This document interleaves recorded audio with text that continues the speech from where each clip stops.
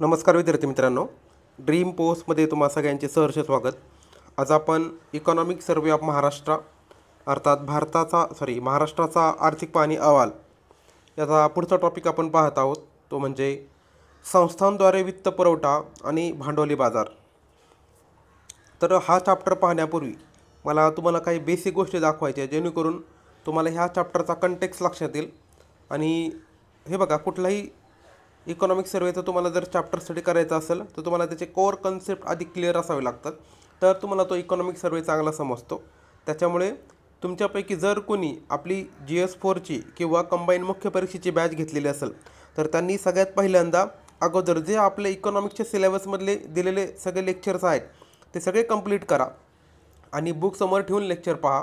आणि हे सगळं झाल्यानंतरच तुम्ही इकॉनॉमिक सर्वेचे व्हिडिओ पाहायला घ्या असं मी तुम्हाला सजेस्ट करेल. आत्ता जर तुमच्यापैकी कोणी कंबाईनसाठी व्हिडिओ पाहत असाल तरी देखील तुम्ही बेसिकचे लेक्चर आधी पहा आणि मग हे लेक्चर पहा, कारण त्याशिवाय तुम्हाला ह्या गोष्टी लवकर जास्त अंडरस्टँडिंग होणार नाहीत.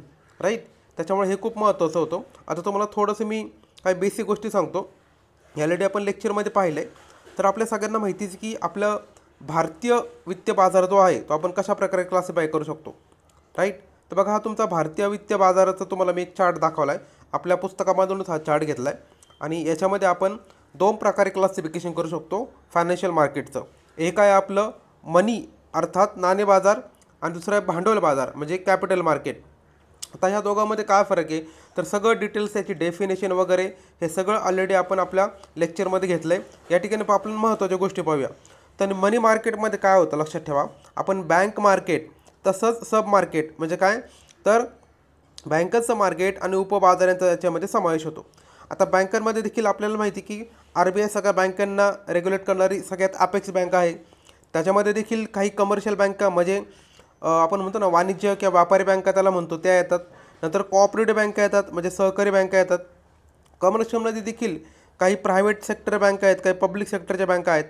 बरोबर, पब्लिक सेक्टरमध्ये देखील SBI आहे हा वेगळ्या प्रकारे, नंतर नॅशनलाइज आहे म्हणजे राष्ट्रीयकरण झालेल्या बँका, आणि RRB म्हणजे रिजनल रुरल बँक अर्थात प्रादेशिक ग्रामीण बँका. तसंच प्रायव्हेट सेक्टरमध्ये देखील जुन्या बँका, नवीन बँका किंवा मग फॉरेन बँका, इंडियन बँका असं आपण क्लासिफिकेशन करू शकतो. राईट, आणि लेटेस्टमध्ये आजकाल नवीन एक ट्रेंड आला आहे तो म्हणजे small finance bank, payment bank अशा गोष्टी. आणि लोकल एरिया बँक तर जुनीच आहे. तर असे वेगवेगळे त्याच्यामध्ये आपण क्लासिफिकेशन करतो. आता दुसरा फॅक्टर तो पाहतो म्हणजे कॅपिटल मार्केट. तर कॅपिटल मार्केटमध्ये बघा तुम्ही पाहता ते म्हणजे डेव्हलपमेंट फायनान्स इन्स्टिट्यूशन अर्थात काय विकास वित्तीय संस्था. तर वेगवेगळ्या सेक्टरचा लक्षात घ्या विकास करायचा असेल तर विकास करण्यासाठी आपण काय करतो, अशा प्रकारच्या संस्था बनवल्या ज्या काय करू शकतात त्या पर्टिक्युलर सेक्टरला रिफायनान्स करतात. राईट, जसं की आपल्याला माहिती की इंडस्ट्रीसाठी SIDBI नावाची संस्था आहे. नंतर ॲग्रिकल्चर आणि रुरल डेव्हलपमेंटसाठी NABARD नावाची संस्था आहे. नंतर ट्रेडसाठी EXIM नावाची संस्था आहे आणि हाऊसिंगसाठी NHB नावाची संस्था आहे. तसंच जर आपण क्रेडिट रिलेटेड इन्स्टिट्यूशन पाहिलं तर मग त्याच्यामध्ये देखील SEBI अंतर्गत येणाऱ्या काही संस्था आहेत आणि RBI रेग्युलेटेड काही संस्था आहेत. बरोबर का, तर RBI अंतर्गत येणाऱ्या कुठल्या क्रेडिट गॅरंटी संस्था आणि क्रेडिट इन्फॉर्मेशन संस्था. त्याच्यामध्ये मग व्हरायटी जसं की DICGC, FCGC जे काय असेल ते. राईट, त्याच्यानंतर क्रेडिट इन्फॉर्मेशनमध्ये मग वेगवेगळ्या संस्था आहेत जसं की CIBIL, ECIS, ECIC, CHM. आता सगळं मी फुल फॉर्म वगैरे ज्याच्या गोष्टी आहेत ना हे ऑलरेडी आपण आपल्या लेक्चरमध्ये घेतलं आहे. या ठिकाणी तुम्हाला जे बरोबर अँगल मी सांगतो आहे. बाकी मग नॉन बँक फायनान्स कंपन्या ज्या असतात आपल्याला माहिती आहे बँकिंगसारखंच काम ते करत असतात. आपण त्याला NBFC असं म्हणतो शॉर्टकटमध्ये. बँकिंगसारखंच काम असतं, फक्त ते बँका नसतात. राईट, त्यांना काही लिमिटेशन असतात. त्याच्यामध्ये बघ RBIद्वारे रेग्युलेट केल्या जाणाऱ्या संस्था, त्याच्यानंतर IRDAद्वारे नियमित केल्या जाणाऱ्या संस्था, PFRDAद्वारे नियमित केल्या जाणाऱ्या संस्था आणि SEBIद्वारे रेग्युलेट केल्या जाणाऱ्या संस्था असं आपण त्याच्यामध्ये क्लासिफिकेशन करतो. नंतर सिक्युरिटीज मार्केट आपण पाहिले बघा. राईट, तर सिक्युरिटीजमध्ये देखील RBIद्वारे नियंत्रित आणि SEBIद्वारे. याच्यामध्ये RBIचा रोल थोडासा कमी असतो, SEBIचा रोल जास्त आपल्याला माहिती आहे. त्याच्यामध्ये देखील गव्हर्नमेंटच्या सिक्युरिटीज, इंडस्ट्रीच्या सिक्युरिटीज असं क्लासिफिकेशन आहे.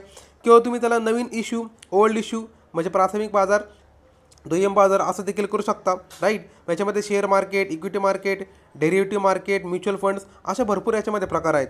तर हा ओव्हरऑल तुम्हाला मला एक आढावा द्यायचा होता की कशा प्रकारे आपण इंडियन फायनान्शियल मार्केटचं क्लासिफिकेशन केले आणि त्यानुसार आपण आपल्या लेक्चरमध्ये त्याचा अभ्यास करत असतो. आता आपण काय करूया, आपल्या सर्वेच्या लेक्चरकडे या, म्हणजे तुम्हाला एक ओव्हरऑल एक बेसिक कंटेक्स्ट लक्षात आलेला असेल. तर बघा, संस्थांद्वारे वित्तपुरवठा आणि भांडवली बाजार, राईट. तर आपल्याला माहिती आहे की आपल्या अर्थव्यवस्थेमध्ये वेगवेगळ्या बँका आहेत, नॉन बँकिंग फायनान्स कंपन्या आहेत, म्युच्युअल फंड आहेत, विमा कंपन्या आहेत, भांडवली बाजार, हे सगळे आपण आत्ताच पाहिलं चार्टमध्ये. आता आपल्याला सर्वेमधला कुठला फॅक्ट महत्त्वाचा आहे ते बघा तुम्ही. मी म्हटलं असतं कलर या ठिकाणी वेगळे वापरतो. यांनी म्हटलं आहे काय, राज्याच्या स्थूल मूल्यवृद्धीमध्ये वित्तीय सेवा क्षेत्राचा सरासरी 10.3% आहे. आता ही फॅक्ट तुम्हाला विचारली जाऊ शकते की महाराष्ट्र राज्याच्या ग्रॉस व्हॅल्यू ॲडिशन, स्थूल मूल्यवृद्धी म्हणजे काय, तर ग्रॉस व्हॅल्यू ॲडिशनमध्ये वित्तीय सेवा क्षेत्राचा वाटा किती आहे, राईट. तो वाटा मित्रांनो 10.3% आहे. आणि देशभरावर जर विचार केला, राईट, म्हणजे देशभराच्या जे एकूण वित्तीय सेवा क्षेत्रात योगदान आहे असं समजायचं की 100 आहे. तर भारताचं 100 जर पकडलं, त्यापैकी राज्याचा वाटा बघा किती येतो, तो येतो 24%, राईट. म्हणजे एवढा भारताचा वाटा आहे, ऑलमोस्ट 1/4 होतं. लक्षात घ्या, 1/4 म्हणजे खूप मोठी अमाऊंट झाली, राईट.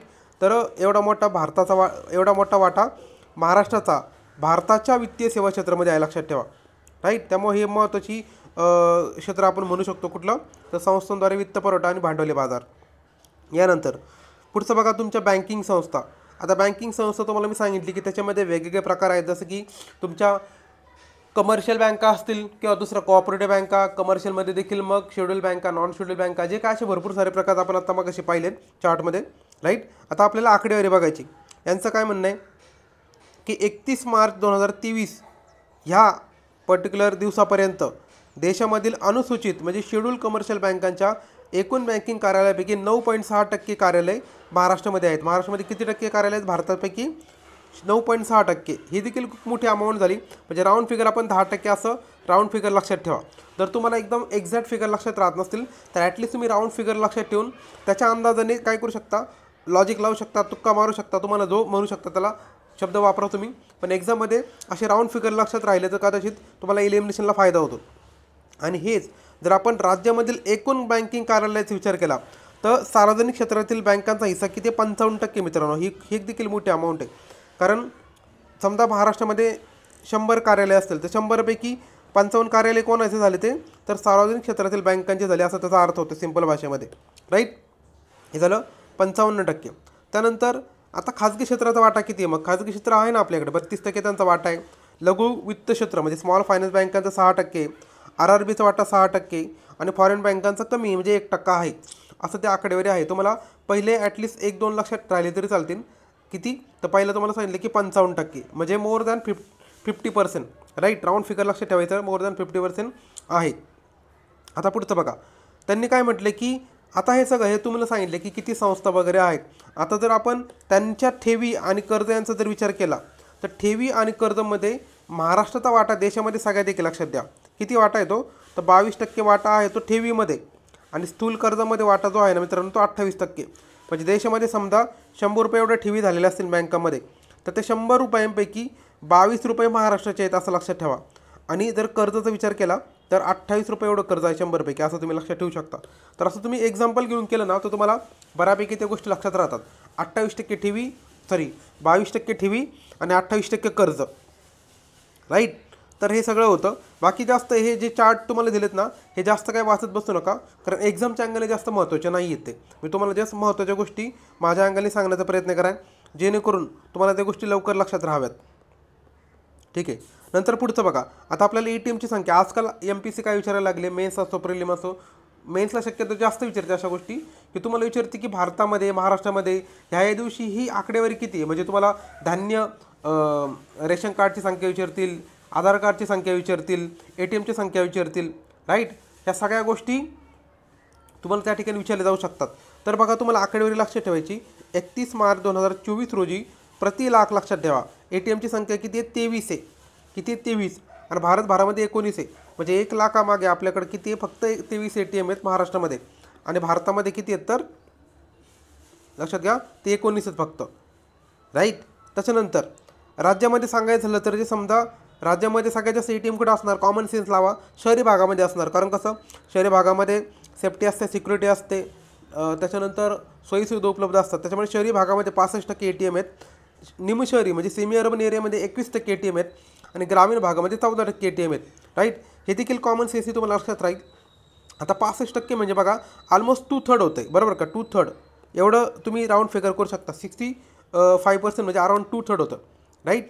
त्याच्यानंतर निमशहरी भागात 21% म्हणजे अराउंड किती होतं, 1/5 होतं. मी राऊंड फिगर पकडतो बरं का, 1/5 म्हणजे 20% असतं आणि 2/3 म्हणजे 66% असतं. आपण राऊंड फिगर पकडतोय, राईट. तर असं देखील तुम्हाला विचारलं जाऊ शकतं वेगळ्या अँगलने. नंतर जर आपण चालू खातं आणि बचत खात्यावरील यांच्या जर ठेवींचा आणि मुदत ठेवींचा विचार केला तर महाराष्ट्रामध्ये बघा किती ठेवी आहेत. तर 2023पर्यंत चालू खातं आणि बचत खातं यांच्यावरील ज्या ठेवी आहेत तसेच बाकीच्या मुदत ठेवी आहेत यांचा वाटा देखील त्यांनी दिलेला आहे. चालू खात्यामधील ठेवी किती आहेत, 15%, 15.1%. नंतर बचत खात्यामधील अमाऊंट किती आहे तर 20.6% आणि मुदत ठेवींमधील वाटा किती लक्षात घ्या तर 64.3% आहे. एवढी अमाऊंट जी ठेवली आहे, म्हणजे 100 रुपये जर बँकेमध्ये असतील तर 100पैकी चालू खात्यामधील पैशांचा वाटा किती आहे तुम्हाला सांगितलं तर तो 15.1%. नंतर बचत ठेवींचा वाटा 20.6% आणि मुदत ठेवी म्हणजे टर्म, लक्षात घ्या, टर्म डिपॉझिट, जसं आपल्याला RD FD म्हणतो बघा. मुदत ठेवी म्हणजे काय, RD FD वगैरे सारख्या गोष्टी, त्यांचा वाटा जास्त आहे, सगळ्यात जास्त 64.3% आहे. कारण का, ते अमाऊंट आपल्याला लवकर काढता येत नाही, ते एकदा फिक्स झाली बँकेमध्ये की त्याची ठराविक लिमिट असते. तुम्ही जर त्याच्या मुदतीच्या आत जर काढलं तर तुम्हाला फाईन लागतो त्याच्यावर, त्यामुळे तुम्हाला त्या अँगलने गोष्टी लक्षात ठेवायच्यात, राईट. नंतर पुढचं बघा, आता एकूण येणं कर्जांपैकी येणं कर्ज म्हणजे काय, जे कर्ज बँकेने दिलेलं आहे आणि ते बँकांना पुन्हा रिटर्न येणार आहे परतफेडीच्या स्वरूपात, अशा प्रकारचं कर्जाचं किती प्रमाण आहे लक्षात ठेवा. तर सार्वजनिक क्षेत्रातील बँकांकडील येणे कर्जांचे प्रमाण 53.4% होते आणि त्याखाली प्रमाण लागते ते 39.4% खाजगी क्षेत्राचं. म्हणजे समजा 100 रुपये कर्ज मार्केटमध्ये दिले गेलेलं असेल बँकांद्वारे, तर सगळ्यात जास्त कर्ज कोणी दिलेले लक्षात घ्या तर ते सार्वजनिक क्षेत्रातील बँकांनी किती दिले, 53.4% असं ते आहे सिंपल भाषेमध्ये, राईट. म्हणजे ऑब्व्हियसली आपल्याला कळायला पाहिजे की पब्लिक सेक्टरमधील बँका भारतामध्ये खेडोपाड्यामध्ये पोहोचलेल्या आहेत आणि त्याच्यामुळे ऑब्व्हियसली त्यांचा वाटा क्षेत्रामध्ये जास्त असणार आहे. कुठं तर लोन देण्याच्या याच्यामध्ये ते आघाडीवर असणार आहे, हे आपल्याला कळून जाईल, राईट. त्यानंतर पुढचं बघा, आता हे झालं 53.4% आणि 39.3%. याच्यानंतर आपल्याला पुढची गोष्ट पाहिजे ते म्हणजे RBI काय करते, प्रायोरिटी सेक्टरला पैसे देण्यासाठी काही नॉर्म्स केलेले आहेत. प्रायोरिटी सेक्टर आपल्याला माहिती आहे, प्राधान्यक्रम क्षेत्र, प्रायोरिटी सेक्टर लेंडिंग, प्राधान्य क्षेत्र पुरवठा, कर्ज पुरवठा, प्रायोरिटी सेक्टर लेंडिंग, राईट का. तर यासाठी RBIने काही नॉर्म्स घालून दिलेले आहेत. आपल्याला माहिती आहे 40%चा क्रायटेरिया असतो. 40%मध्ये देखील भारताच्या कंपन्या, फॉरेनच्या कंपन्या यांना वेगवेगळे क्रायटेरिया आहेत, हे आपण ऑलरेडी आपल्या बेसिकमध्ये स्टडी केलेले असतात, राईट. तर 40% आपल्याला माहिती आहे ऑन एन ॲव्हरेज. त्याच्यामध्ये देखील शेतकऱ्यांना 18% द्यावे लागतात. त्याच्यामध्ये 18%मध्ये देखील छोट्या शेतकऱ्यांना ठराविक पर्सेंटेज द्यावे लागतात. असं त्याच्यामध्ये वेगवेगळे क्रायटेरिया आपण केलेले आहेत, बरोबर. आता ते आपण बेसिक लेक्चरमध्ये सगळ्या गोष्टी डिटेलमध्ये कव्हर केलेल्या आहेत. त्याच्यामध्ये आय थिंक मी तुम्हाला ट्रिक देखील सांगितलेली होती, राईट. तर हे सगळ्या गोष्टी आपण याच्यामध्ये करतो. आता ह्या प्राधान्य क्षेत्राचा जो आपण कर्ज पुरवठा असतो त्याचा फायदा काय असतो, तर पहिली गोष्ट म्हणजे समाजामधील जे वंचित घटक आहेत ज्यांना कर्ज भेटणं थोडंसं मुश्किल होतं, तर त्यांना कर्ज स्वस्त दरामध्ये उपलब्ध करून द्यायचं, सुलभ कर्ज द्यायचं, जेणेकरून त्यांना बँक काय करू शकणार नाही, जास्त त्यांना त्रास देऊ शकणार नाही, बरोबर का. म्हणजे एखादी गोष्ट गहाण ठेवून कर्ज घेणं त्या गोष्टी. त्याच्यानंतर मग जर त्यांना लोन चांगलं भेटलं म्हणजे ते काय करू शकतात, चांगला व्यवसाय करू शकतात, चांगल्या ठिकाणी गुंतवू शकतात आणि त्याद्वारे भारतामध्ये रोजगार निर्मिती होऊ शकते, बरोबर. रोजगार निर्मिती महत्त्वाची गोष्ट आहे, राईट. आणि मग जर एकदा रोजगार निर्मिती झाली की आपल्याला माहिती आहे लोकांना पगार भेटणार, पगार पाणी भेटले की लोक काय होईल, गरिबीतून वर येतील. तर लक्षात ठेवा, अग्रक्रम क्षेत्र पुरवठ्याचे असे लाँग टर्म उद्दिष्ट देखील असतात की आपल्याला भारतातली गरिबी दूर करायची. कशी करायची, तर लोकांच्या हाती पैसे द्यायचा, ते कुठेतरी गुंतवतील, त्यांना रोजगार भेटेल आणि मग ते दारिद्र्यामधून बाहेर येतील. लक्षात ठेवा, अशा प्रकारे प्रायोरिटी सेक्टर लेंडिंग आहे, राईट. त्याच्यानंतर पुढचे वार्षिक पत योजना, राईट. आता वार्षिक पत योजना काय भानगड आहे, तर ग्रामीण भागामध्ये जर आपल्याला आर्थिक विकास करायचा असेल तर ग्रामीण भागातल्या शेवटच्या तळागाळापर्यंत लोकांकडे कर्ज पोहोचणं खूप महत्त्वाचं आहे, लक्षात ठेवा, राईट. तर ते जर करायचं असेल तर मग RBIने काय केले, प्रत्येक गावामध्ये कर्ज सुविधा उपलब्ध करून देण्यासाठी सेवा क्षेत्र पद्धत चालू केलेली, सेवा क्षेत्र पद्धत, सर्व्हिस रिअप्रोच हा त्याला म्हटलं जातं इंग्लिशमध्ये, आणि त्यासाठी जिल्हा हा घटक नेमलेला आहे. म्हणजे जिल्हा स्तरावर सगळ्या प्लॅनिंग केलं जातं त्या ठिकाणी. आणि मग वार्षिक पत योजना जी आहे त्या ठिकाणी प्राधान्य आणि दुर्लक्षित क्षेत्रांना असा जर कर्जपुरवठा आपण जर वेळेत केला, पुरेशा प्रमाणात केला, त्या ठिकाणी मग त्यांना चांगलं लोन भेटलं की त्यांचं काय होऊ शकतो, कर्जपुरवठ्याचा प्रॉब्लेम सॉल्व्ह होऊ शकतो. तर या ठिकाणी आपण काय केले, महाराष्ट्रामध्ये राज्यामधील ज्या सगळ्या बँका आहेत त्या सगळ्यांची निमंत्रक बँक म्हणजे कुठली बँक आहे लक्षात ठेवा, बँक ऑफ महाराष्ट्र ही आहे. तर हे पाठ करून ठेवा, तुम्हाला विचारलं जाऊ शकतं की महाराष्ट्रातील कुठली बँक आहे जी काय करते, सगळ्यांची अग्रणी बँक आहे, ती निमंत्रक बँक आपण म्हणू शकतो. अग्रणी नशी निमंत्रक लक्षात ठेवा, निमंत्रक हा वेगळा आहे आणि अग्रणी वेगळा शब्द आहे. तर निमंत्रक बँक आहे ती म्हणजे तुमची बँक ऑफ महाराष्ट्र, राईट. त्यानंतर पुढचं आपण पाहूया ते म्हणजे सूक्ष्म वित्त पुरवठा. आता सूक्ष्म वित्त पुरवठा म्हणजे काय, तर मायक्रो फायनान्स. तर मायक्रो फायनान्सचा पर्पज काय असतो लक्षात ठेवा. समजा ए नावाची एखादी अपेक्स इन्स्टिट्यूशन असेल, ए राईट, ही काय करते, तर अशा PQRS नावाच्या संस्थांना काय करते, रिफायनान्स करते, राईट का. आता रिफायनान्स करणं म्हणजे काय लक्षात ठेवा, तर हे बघा, समजा ह्या PQRS काय करतात, समजा शेतकऱ्यांना लोन देतात, तर शेतकऱ्यांना लोन देतात बरोबर. आता ह्या PQRS यांना जर शेतकऱ्यांना लोन द्यायचं असेल तर त्यांच्याकडं पैसे पाहिजेत ना, बरोबर का, त्यांच्याकडे पैसे पाहिजेत. मग ह्या PQRSला पैसे कोण देतं, तर ए नावाची संस्था काय करते, रिफायनान्स करते. म्हणजे काय, ते कर्ज देताना PQRSला देते, डायरेक्ट शेतकऱ्यांना देते का, नाही देत. डायरेक्ट शेतकऱ्यांना न देता ते PQRSला पैसे देते, म्हणजे रिफायनान्स करते. आणि अशा संस्था आपल्याला पाहिजेत. तर बघा, सूक्ष्म वित्त पुरवठा जर झाला तर भारतामधले जे काही बेरोजगार असतील किंवा अल्प उत्पन्न असलेले गट असतील त्यांना कर्ज भेटेल, आणि त्या ठिकाणी मग त्यांना कर्ज भेटतं, बचत, विमा, रक्कम हस्तांतरण अशा वेगवेगळ्या सुविधांचा देखील त्याच्यामध्ये त्यांना लाभ भेटतो.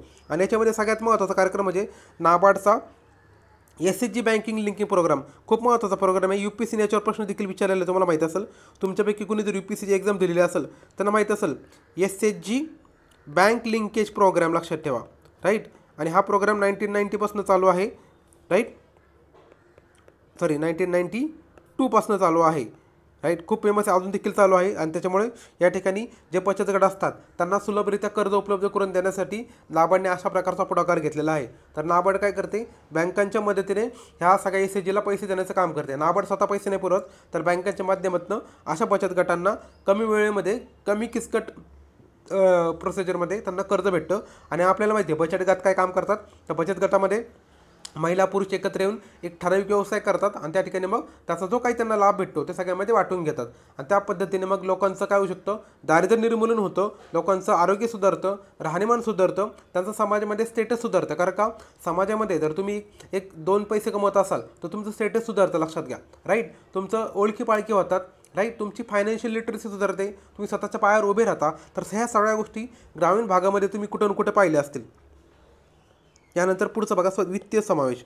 आता वित्तीय समावेश म्हणजे काय, फायनान्शियल इन्क्लुजन. तर फायनान्शियल इन्क्लुजन हा लक्षात घ्या, आयोगाचा फेवरेट टॉपिक आपल्याला माहिती आहे, फायनान्शियल इन्क्लुजन. फायनान्शियल इन्क्लुजन तुम्हाला सांगितले की आयोगाचा फेवरेट टॉपिक आहे, आणि त्याच्यापैकी काही स्कीम काय विचारले जातात. त्यापूर्वी तुम्हाला फायनान्शियल इन्क्लुजन म्हणून सांगतो. फायनान्शियल इन्क्लुजन म्हणजे काय, जे तळागाळातले लोक आहेत ज्यांना बँकिंगच्या सुविधांचा काय म्हणू शकतो, ॲक्सेस नाही, तर त्या लोकांना वेळेत, एका कमी वेळेत आणि पुरेशा प्रमाणात किफायतशीर दराने काय करायचं, वित्त पुरवठा त्यांना भेटला पाहिजे, म्हणजे कर्ज पुरवठा भेटला पाहिजे, त्यांना वित्तीय सुविधा उपलब्ध झालेल्या पाहिजे, राईट. आता वित्तीय सुविधेमध्ये काय येतं, त्यांचं अकाउंट ओपन करणं, त्यांना आपण म्हणू शकतो की ATM डेबिट कार्ड देणं, त्यांचे पैसे ट्रान्सफर वगैरे करणं, त्यांना विमा सुविधा प्रोव्हाइड करणं, ह्या सगळ्या गोष्टी आपण फायनान्शियल इन्क्लुजनमध्ये पाहतो. आपण ऑलरेडी फायनान्शियल इन्क्लुजनचा हा टॉपिक आपल्या लेक्चर्समध्ये सगळ्या गोष्टी कव्हर केलेल्या आहेत. मग याच्यामध्ये महत्त्वाची योजना कुठल्या, तर प्रधानमंत्री जनधन योजना ही सगळ्यात फेमस स्कीम आहे आयोगाची. आणि म्हणजे राज्यसेवा पुरवला म्हणा, बाकी एक्झाममध्ये देखील ते कायम विचारले जाते. तर तुम्हाला ते माहिती हवं की प्रधानमंत्री जनधन योजना, राईट. तर ही योजना बघा, हिचं जर आपण विचार केला तर जनरली प्रधानमंत्री जनधन योजना, आता त्यांनी विचारतात की भारतामध्ये जवळपास किती खाती खोललेत, ते भारताच्या सर्वेमध्ये तुम्हाला पाहायला भेटेल.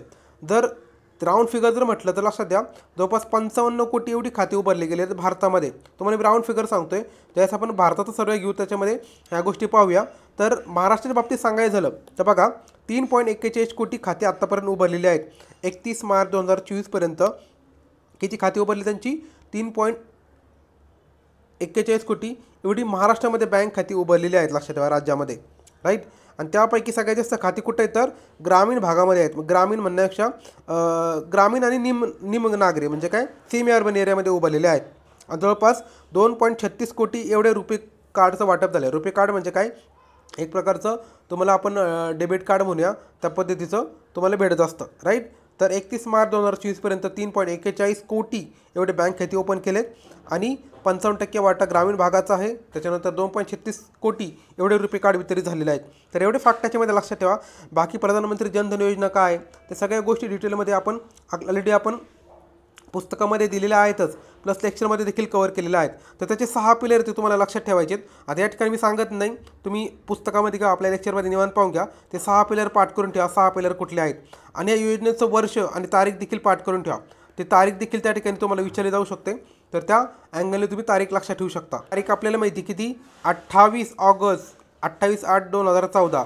तर ही तारीख आपल्याला तोंडपाठ पाहिजे, राईट. त्याच्यानंतर पुढचं बघा, ते म्हणजे पुढची योजना आपल्याला पाहिजे ते म्हणजे प्रधानमंत्री मुद्रा योजना. तर प्रधानमंत्री मुद्रा योजना काय काम करते, तर जे सूक्ष्म उद्योग आहेत, लक्षात घ्या, मायक्रो आणि स्मॉल इंडस्ट्रीज असतात, त्यांना विकासासाठी म्हणजे काय, त्यांचा विकास करायचा असेल तर त्यांना कर्ज द्यावं लागेल आणि त्यांना कर्ज कमी कालावधीमध्ये कमी खर्चामध्ये जर भेटत असेल मग ते काय करू शकतात, चांगल्या प्रकारे उद्योग करू शकतात. तर अशा ठिकाणी मग बिगर शेती सूक्ष्म आणि लघु उद्योगांना कर्ज देण्याचं काम ते करत असतात. कोण, प्रधानमंत्री मुद्रा योजना. आणि आपल्याला माहिती आहे सिडबी अंतर्गत हे काम करत असतं. ते आपण सिडबीच्या जो टॉपिक आला होता आपल्या लेक्चर्समध्ये, सिडबीच्या पॉईंटमध्ये देखील तुम्हाला सांगितलेलं होतं. तर सिडबी अंतर्गत काम करणारी मुद्रा बँक असते. तर हे काय करतात, त्यांना कर्ज देतात. तर कर्ज किती देतात बघा, याच्यामध्ये देखील 3 वेगवेगळ्या कॅटेगरी त्यांनी. कॅटेगरी कुठल्या, तर शिशु म्हणजे काय, एकदम लहान मुलं असतं बघा, लहान बाळ, त्याला शिशु म्हणतो. त्याच्यापेक्षा थोडंसं मोठं झालं की त्याला आपण किशोर म्हणतो आणि त्याच्या अजूनही मोठं झालं की आपण त्याला तरुण म्हणतो. तर ह्यानुसार या ठिकाणी लोन दिलं जातं. छोटा उद्योग असेल एकदम तर 50,000पर्यंत, त्याच्यापेक्षा थोडासा मोठा असेल तर 50,000 ते 5 लाख आणि त्याच्यावर मोठा असेल तर 5 लाख ते 10 लाख, म्हणजे 50,000 पासून 10 लाखापर्यंत कर्ज तुम्हाला भेटतं. तुम्हाला फक्त रेंज लक्षात ठेवायची. 50,000 मी तर वाटलंच येतो 50K, त्याच्यानंतर 5 लाख आणि इकडं 10 लाख, असं तुम्ही रेंज लक्षात ठेवू शकता. 50K, 5 लाख, 10 लाख, बरोबर. आणि जर भारतामध्ये जर विचार केला 2023-24मध्ये जे काही कर्ज ह्या योजनेअंतर्गत वितरित झाले त्याच्यामध्ये महाराष्ट्र राज्याचा हिस्सा किती होता, तर 8% होता. लक्षात घ्या, महाराष्ट्र राज्याचा हिस्सा किती होता, तर 8% होता. म्हणजे संपूर्ण भारतभरामध्ये 100 रुपये कर्ज जर प्रधानमंत्री मुद्रा योजनेअंतर्गत दिले गेलेलं असेल त्यापैकी किती टक्के वाटा महाराष्ट्राचा आहे, 8% वाटा एवढा आहे. त्यानंतर पुढचं बघा, पुढचं आपल्याला पाहिजे म्हणजे ग्रामीण पायाभूत विकास निधी, राईट. आता हा विकास निधी कशासाठी लागतो, तर ग्रामीण भागामध्ये जर आपण चांगल्या पायाभूत सुविधा उभारल्या तर ते मग लोक शेतीकडे काय होत नाही, स्थलांतर करणार नाही. त्यांना ग्रामीण भागातच जर अशा सुविधा भेटला तर किती फायद्याचं ठरेल ना, त्या हिशोबाने. मग त्या ठिकाणी मग अशा प्रकारचा निधी लक्षात ठेवा 1995-96मध्ये उभारले गेलेला आहे. रूरल इन्फ्रास्ट्रक्चर डेव्हलपमेंट फंड, लक्षात ठेवा, राईट. अशा प्रकारचा RIDF आपण त्याला म्हणतो. 1995-96मध्ये उभारले गेलेला आहे. आणि नाबार्ड त्याची नोडल एजन्सी आपल्या सगळ्यांना माहिती आहे. तर पाठ करून ठेवा, नाबार्ड त्याचे काय करते, व्यवस्थापन करते ह्या पैशाचं. ऑलरेडी आपण नाबार्डच्या चॅप्टरमध्ये या गोष्टी सगळ्या पाहिलेल्या आहेत. त्याच्यामुळे तुम्हाला ज्यावेळेस तुम्ही नाबार्डचा चॅप्टर स्टडी करता त्याच्यामध्ये सगळ्या गोष्टी डिटेलमध्ये वाचू शकता. आता सर्व्हिस लेक्चर असल्यामुळे आपण सगळं जास्त डिटेलमध्ये घेणार नाही आहे. पण तुम्हाला विचारलं की RIDF कोणाच्या अंतर्गत येतो, तर नाबार्ड लक्षात ठेवा, राईट. आणि मग याच्यामध्ये काय केलं जातं, तर ग्रामीण पायाभूत सुविधेचा मेन उद्देश काय असतो, तर राज्यामध्ये सध्या जे चालू असलेले प्रकल्प आहेत त्यांना पूर्ण करायचं असेल तर त्यांना कर्ज लागणार आहे. आणि मग अशा ठिकाणी कर्ज देण्याचं काम काय करतं, तर हा RIDF करत असतो, लक्षात ठेवा, राईट.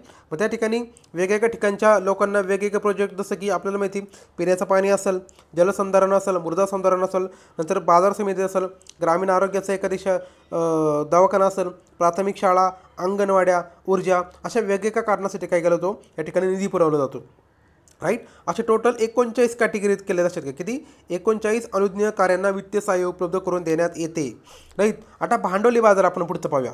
तर भांडवली बाजार म्हणजे काय, तर आपण चार्टमध्ये पाहिलं होतं भांडवली बाजार म्हणजे काय असतं, तर दीर्घकालीन गुंतवणूक. हे बघ, तुमच्या ज्या काही बचती असतात ना, तर बचतींना दीर्घकालीन गुंतवणूक रूपांतर करून देण्यासाठी भांडवली बाजाराची निर्मिती करण्यात आलेली आहे, बरोबर. तर आपण मगाशी चार्ट त्याच्यामध्ये पाहिलं.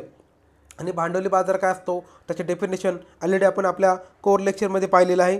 तर भांडवली बाजारामध्ये तुम्हाला वाटलं तर मी एक सेकंद दाखवतो. हां, तर आपण हे बघा, ऑलरेडी आपण भांडवली बाजारामध्ये सगळ्या गोष्टी कवर केलेल्या होत्या. जसं की बघा, कॅपिटल मार्केट काय, तर 1 वर्षापेक्षा जास्त जे काही व्यवहार होतात त्या आपण भांडवली बाजारामध्ये कन्सिडर करतो, राईट. आणि त्याच्यामध्ये मग वेगवेगळ्या संस्था आहेत, म्हणजे डेव्हलपमेंट फायनान्सिंग इन्स्टिट्यूशन, जसं की IFC आहे, ICICI आहे, IDBI आहे, IRCI आहे, SIDBI आहे, IDFC आहे आणि NAFID अशा वेगवेगळ्या संस्था त्याच्यामध्ये आहेत, बरोबर. मग आपण रिफायनान्सिंग इन्स्टिट्यूशन पाहिले आता NABARD, Exim bank, NHB, SIDBI, बरोबर. त्याच्यानंतर आपण स्टेट लेवलच्या फायनान्स इन्स्टिट्यूशन देखील पाहिले होता, त्याच्यामध्ये MSFC आहे, MIDC आहे, MSSIDC आहे, SICOM आहे, बरोबर. त्याच्यानंतर मग खाली credit guarantee, credit information institution. आता हे सगळे आपण गोष्टी लेक्चरमध्ये घेतल्यात, काही ठिकाणी आपण ट्रिक देखील सांगितलं होतं तुम्हाला, तुम्ही कसं लक्षात ठेवू शकता वगैरे, राईट. आणि मग नॉन फायनान्स कंपन्या ज्या असतात, म्हणजे नॉन बँकिंग फायनान्स कंपन्या असतात, त्याच्यामध्ये मग RBI रेग्युलेट करणारं बँकिंगवाला आहे आणि नॉन बँकिंगमध्ये रेग्युलेट करणाऱ्या भरपूर सगळ्या संस्था आहेत, RBI, CBA, PFRDA भरपूर आहे त्याच्यामध्ये, बरोबर का. अशा सगळ्या प्रकारचं आपण क्लासिफिकेशन पाहिलं होतं. त्याच्यामध्ये आपण नंतर मग सिक्युरिटीचं देखील क्लासिफिकेशन पाहिलं होतं. त्याच्यामध्ये मग गव्हर्नमेंट सिक्युरिटी, इंडस्ट्रियल सिक्युरिटी, किंवा मग दुसरं सांगायचं झालं तर मग नवीन बाजार, जुना बाजार, ह्या सगळ्या गोष्टी. मग डेरिव्हेटिव्ह मार्केट काय असतं, नंतर स्टॉक एक्सचेंज काय असतात, त्याच्यामध्ये स्टॉक एक्सचेंजचे प्रकार, जसं की बॉम्बे स्टॉक एक्सचेंज हा भारतातील आणि आशियामधील सगळ्यात जुना स्टॉक एक्सचेंज आहे. नंतर नॅशनल स्टॉक एक्सचेंज हा भारतामधील सगळ्यात मोठा स्टॉक एक्सचेंज आहे, बरोबर का. नंतर भांडवली बाजाराला रेग्युलेट करणाऱ्या वेगवेगळ्या संस्था, जसं की SEBI आहे, RBI आहे, IRDA आहे, PFRDA आहे, या सगळ्यांची आपण बेसिक इन्फॉर्मेशन ऑलरेडी लेक्चरमध्ये पाहिलेली होती, बरोबर. आता आपण सुरुवात करतोय आपल्या भांडवली बाजाराला, बरोबर. तर याच्यामध्ये आपल्याला तुम्हाला सांगितले की मुंबईचा बाजार आणि राष्ट्रीय शेअर बाजार असे दोन वेगवेगळे बाजार आहेत, आणि मुंबईचा हा भारतातीलच नव्हे तर आशियामधील सगळ्यात जुना बाजार मानला जातो, बरोबर. बॉम्बे स्टॉक एक्सचेंज आणि नॅशनल स्टॉक एक्सचेंज. तर पहिलं आपण पाहूया प्राथमिक बाजार. प्राथमिक बाजार म्हणजे काय मित्रांनो, लक्षात घ्या, प्रायमरी मार्केट. आता प्रायमरी म्हणजे काय, एखाद्या कंपनी ज्यावेळेस नवीन मार्केट म्हणजे नवीन सगळ्यात पहिल्यांदा त्यांचे शेअर मार्केटमध्ये काढते, त्याला आपण काय म्हणतो, प्रायमरी इश्यू. लक्षात घ्या, प्रायमरी मार्केट, राईट. आणि हे जे त्यांचे शेअर कोणी विकत घेतलेले असतील ते जाऊन पुढे जाऊन पुन्हा जर कुठं मार्केटमध्ये विकत असतील, बरोबर का, म्हणजे थोडक्यात सेकंड हँड मला आपण म्हणतो, बरोबर का. समजा तुम्ही नवीन मोबाईल घेतला तो झाला तुमचा प्रायमरी, आणि सेकंडरी म्हणजे काय, तुम्ही तुमचा मोबाईल जुना झाल्यानंतर विकता, बरोबर. त्याच्यानंतर आपण त्याला म्हणतो सेकंडरी मार्केट, अशा प्रकारे, बरोबर. तर हे झालं प्रायमरी मार्केट आणि सेकंडरी मार्केटमधला ओव्हरऑल डिफरन्स, राईट. त्याच्यानंतर स्थावर मिळकत गुंतवणूक संस्था आणि पायाभूत संस्था. तर हे लक्षात घ्या, हे थोडंसं मॉडर्न प्रकारचे म्हणजे नाविन्यपूर्ण म्हणू शकतो आपण, अशा प्रकारच्या संस्था आहेत. कशासाठी, तर हे काय करतात, स्थावर मिळकत गुंतवणूक संस्था आणि पायाभूत गुंतवणूक संस्था हे आपल्यासारख्या गुंतवणूकदारांकडनं म्हणा, कंपन्याकडनं म्हणा, निधी गोळा करतात आणि एकत्रित रक्कम जी होईल, बरोबर. समजा असं करा, प्रत्येकाकडनं 10,000 रुपये घेतले, समजा त्याच्याकडे 100 रुपये झाले, मग हे काय करणार, स्थावर मालमत्तामध्ये आणि पायाभूत सुविधामध्ये गुंतवणूक करणार. तर अशा सुविधा ज्या ठिकाणी त्यांना चांगला परतावा भेटतो आहे, आणि जो काही परतावा भेटतो तो आपल्याला पुन्हा वाटून टाकतात त्या पद्धतीने. नंतर पुढचा आपण दुय्यम बाजार. आत्ताच तुम्हाला मी डिफरन्स सांगितला. दुय्यम बाजार म्हणजे काय, आधी ज्या प्राथमिक बाजारात घेतलेले तुमचे शेअर असतात त्याला पुन्हा विक्री करायची, आपण त्याला दुय्यम बाजार अर्थात सेकंडरी मार्केट असं म्हणतो. यानंतर आपण पुढचा टॉपिक पाहूया, ते म्हणजे विक्रिय वस्तू व्यापार विनिमय केंद्र, बरोबर का. तर ऑलरेडी आपण डेरिव्हेटिव्ह मार्केट, त्याच्यानंतर कमोडिटीज मार्केट त्याच्यामध्ये पाहिलेलं होतं चॅप्टरमध्ये. तर कमोडिटी डेरिव्हेटिव्हचा व्यापार राज्यामध्ये कार्यरत असलेल्या multi commodity exchange of India अर्थात MCX, नंतर national commodity and derivative exchange limited अर्थात NCDX आणि राष्ट्रीय शेअर बाजार व मुंबई शेअर बाजारामधून होतो. तर यांचं काम काय, तर ज्या काही वस्तू असतात त्यांचं काय करतं, कमोडिटीज त्यांचा व्यापार करायचा, लक्षात घ्या, बरोबर.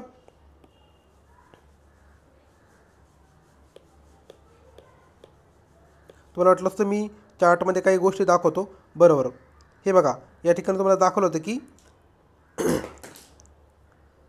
इक्विटी मार्केट सांगितलं होतं आणि डेरिव्हेटिव्ह मार्केट सांगितलं होतं. तशा प्रकारे तुमचं डेरिव्हेटिव्ह मार्केट देखील असतं. त्याच्यामध्ये आपण मग फ्युचर कॉन्ट्रॅक्ट आहे, फॉरवर्ड कॉन्ट्रॅक्ट आहे, ऑप्शन्स कॉन्ट्रॅक्ट आहे, सॉफ्ट कॉन्ट्रॅक्ट आहे. तर असे भरपूर सारे त्याच्यामध्ये प्रकार आहेत मित्रांनो. भांडवली बाजार हा तसा पाहिलं तर खूप मोठा सब्जेक्ट आहे, आपल्याला फक्त कामापुरतं पाहायचं आहे. आणि याच्यामध्ये मेन संस्था कुठल्या लक्षात ठेवायची तुम्हाला, तर multi commodity exchange of India, त्याच्यानंतर national commodity and derivative exchange limited अर्थात NCDX, आणि राष्ट्रीय शेअर बाजार आणि मुंबई शेअर बाजार, या गोष्टी तुम्ही लक्षात ठेवा. बाकी मग संयुक्त भांडवली संस्था हे काही जास्त महत्त्वाचं नाही, जसं एक वरवर नजर टाकून घ्या. आता पुढचं आहे तुमचं म्युच्युअल फंड. तर म्युच्युअल फंडचं काम काय, हे काय करतात लक्षात घ्या. आता समजा एखादा तुम्हाला पैसा गुंतवायचा आहे, तुम्हाला वेळ नाही, तुम्हाला माहीत नाही कुठं पैसा चांगला गुंतवला की आपल्याला परतावा भेटू शकतो, मग तुम्ही काय करता, अशा एका संस्थेकडे देता, ती संस्था काय करते, ज्या ठिकाणी त्यांना चांगला परतावा भेटेल अशा ठिकाणी तुमचा पैसा गुंतवतो, लक्षात घ्या, राईट. मग ते काय केले जातात, इक्विटी बॉन्ड्स, ठीक आहे, इक्विटी बॉन्ड, मनी मार्केट इन्स्ट्रुमेंट आणि सिक्युरिटीच्या माध्यमातून गुंतवणूकदारांकडून पैसे गोळा केले जातात आणि मग ते चांगल्या ठिकाणी गुंतवले जातात, बरोबर. तर हे पैसे आपल्याला माहिती म्युच्युअल फंडमध्ये गुंतवल्यानंतर म्युच्युअल फंडचा फायदा असा असतो की त्याच्यामध्ये तुम्हाला एक चांगला परतावा भेटू शकतो. मग तुम्ही नॉर्मल बँकेमध्ये ठेवलं तर बँकेमध्ये तुम्हाला हार्डली 4% व्याज भेटतं तुमच्या पैशावर, बरोबर का. तुम्ही बँकेमध्ये पैसे ठेवता त्याच्यामुळे तुम्हाला हार्डली 4% व्याज भेटतं आणि तो जर तुम्ही म्युच्युअल फंडमध्ये ठेवला, लक्षात घ्या, म्युच्युअल फंड, तर तुम्हाला रिटर्न ही जवळपास 10 जवळपास 50% देखील जाऊ शकते. म्हणजे ते डिपेंड करेल त्याचं मार्केट कसं आहे. आपण ऑन एन ॲव्हरेज 25% पकडूया, 10 ते 25% एवढं तुम्हाला परतावा भेटू शकतो. डिपेंड करेल की ती म्युच्युअल फंड कशा प्रकारचा आहे. त्याच्यामध्ये देखील भरपूर प्रकार आहेत. रिस्कनुसार जेवढी रिस्क जास्त लक्षात घ्या तेवढा त्याच्यामध्ये परतावा जास्त असतो. तुम्ही तो हर्षद मेहता स्कॅम ऐकला असेल बघा, त्याच्यामध्ये तो एक वाक्य आहे त्याचं, राईट, रिस्क है तो इश्क है, बरोबर. तुम्ही हे त्याचं वाक्य ऐकलं असेल, रिस्क है तो इश्क आहे. याचा अर्थ काय होतो, इश्क याचा अर्थ इथं प्रेम नका समजू. त्याचं म्हणणं असं आहे की तुम्ही जेवढी मोठी रिस्क घेणार तुम्हाला तेवढं जास्त, लक्षात घ्या, रिटर्न भेटणार, असं त्याचं मिनिंग होतं, राईट. आता तो हे वाक्य त्याच्या बायकोबरोबर बोलताना बोललं होतं त्याने डायलॉग, पण त्याचं मिनिंग लिटरली घेऊ नका, तुम्ही डबल मिनिंग त्याचं वाक्य घेऊ शकता की या ठिकाणी तुम्ही जेवढी जास्त रिस्क घेणार तेवढं तुम्हाला रिटर्न देखील चांगला भेटू शकतो. हां, पण समजा तुम्ही जर गणला तर तुम्ही एवढ्या गंडू शकता की तुमचा पूर्ण पैसा पाण्यामध्ये देखील जाऊ शकतो. तर हे तुम्हाला लक्षात घ्यायचे की म्युच्युअल फंड आपण काय करतो, अशा ठिकाणी गुंतवणूक करतो ज्या ठिकाणी तुम्हाला ॲटलिस्ट काही ना काही ॲव्हरेज पैसा त्या ठिकाणी भेटू शकतो, राईट. आता जे मोठमोठे लोक असतात ज्यांच्याकडे ऑलरेडी खूप जास्त पैसा आहे त्या ठिकाणी काय करू शकतात, ते रिस्क लावू शकतात, बरोबर का. त्यांना जर पैसाच कमवायचा ना मग ते त्या प्रकारचे रिस्क लावू शकतात. हे झालं म्युच्युअल फंडच्या बाबतीमध्ये. नंतर विमा, लक्षात ठेवा, विमाचं काम काय तर आपल्याला माहिती आहे, विमा क्षेत्र काय करते, आपल्याला ज्या काय आपत्कालीन आपल्याकडे कंडिशन येतात मग त्या ठिकाणी तुम्हाला जर फ्युचरमध्ये जर पैसा लागत असेल मग हे विमा कंपन्या काय करतात, तुमचा खर्च तुम्हाला पूर्ण देऊन टाकतात. समजा तुम्हाला ॲक्सिडेंट झाला आणि तुम्हाला समजा 1 कोटी रुपयाचा खर्च येणार आहे, तर 1 कोटी रुपयाचा खर्च तुम्हाला विमा कंपनी काय करते, पूर्ण पे करते, जेणेकरून तुम्हाला स्वतःच्या खिशातून द्यावं लागत नाही. पण हां, याच्यामध्ये आपल्याला काय करावं लागतो, एक हप्ता भरावा लागतो. महिन्याला एक हप्ता असेल, 100 रुपये, 1000 रुपये, 1 लाख रुपये जो काय असेल तो तुम्हाला हप्ता भरावा लागतो. मध्ये आपण काय करत असतो, अशा प्रकारचे विमा काढत असतो. त्याच्यामध्ये मग लाईफ इन्शुरन्स असतो, नॉन लाईफ इन्शुरन्स म्हणजे जनरल इन्शुरन्स असतो. म्हणजे काय, तुमचा लाईफ असेल किंवा मग तुमचा जनरल, असे त्याच्यामध्ये वेगवेगळे प्रकार असतात.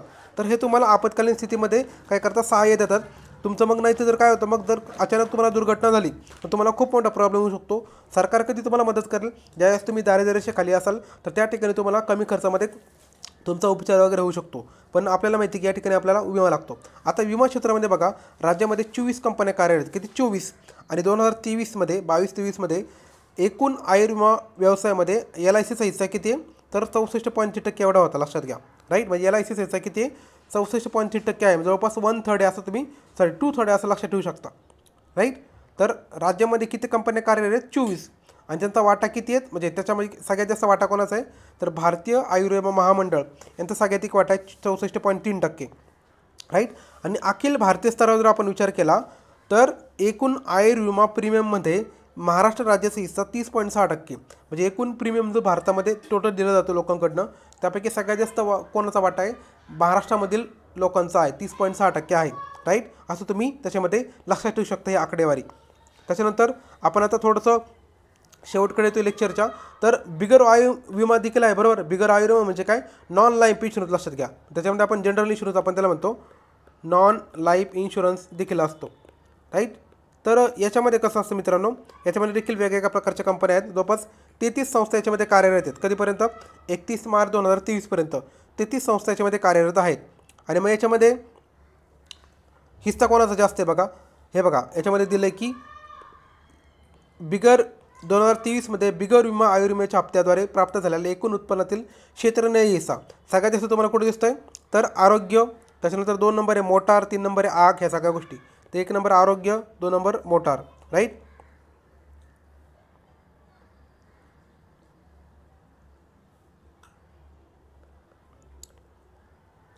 ठीक आहे. तर हे झालं तुमचं बिगर आयुर्विमा.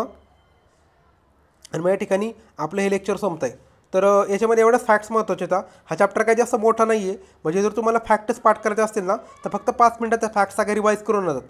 पण हे लेक्चरला वेळ का लागला, कारण कसं तुम्हाला ह्या सगळ्या गोष्टी बेसिक मला समजावून सांगायच्या होत्या. कारण असंच मी जर तुम्हाला वाचून दाखवलं असतं, राईट, कसं आहे नुसतं वाचून देखील दाखवत येतो सर्वे, पण मला तुम्हाला वाचून दाखवायचं नसतं, पण तुम्हाला एक प्रॉपर त्याचा कंटेक्स्ट देऊन त्याचं बेसिक अंडरस्टँडिंग देऊन तुम्हाला सांगायचं होतं.